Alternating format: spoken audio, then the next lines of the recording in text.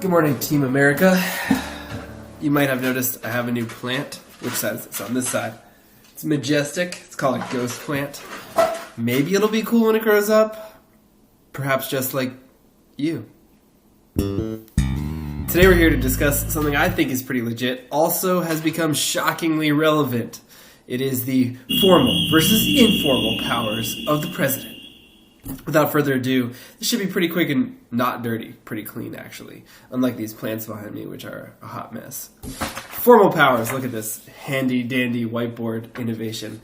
Formal powers of the president are important because in Unit 2, we're super keen on interactions between the branches, aka checks and balances, aka Federalist Paper 51, which says checks and balances are important because we're worried about tyranny, because people are not angels.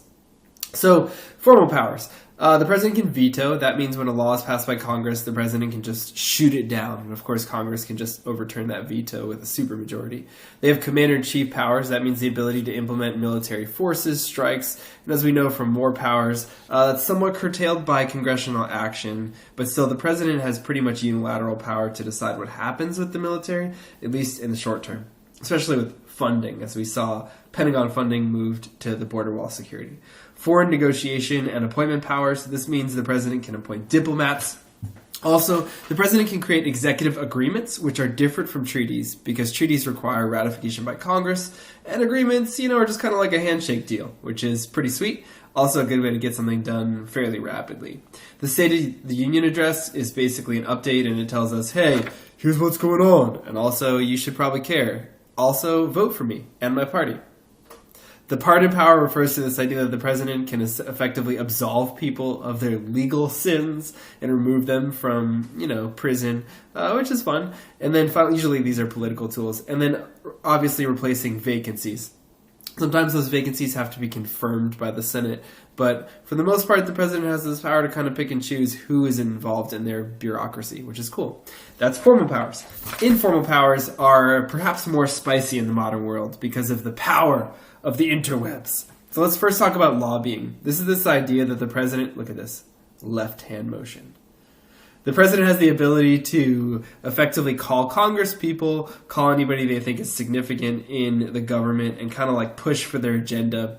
This is especially important if the president has a lot of political capital, meaning people owe the president favors or perceive that they will in the future. Then lobbying power, I think, is magnified.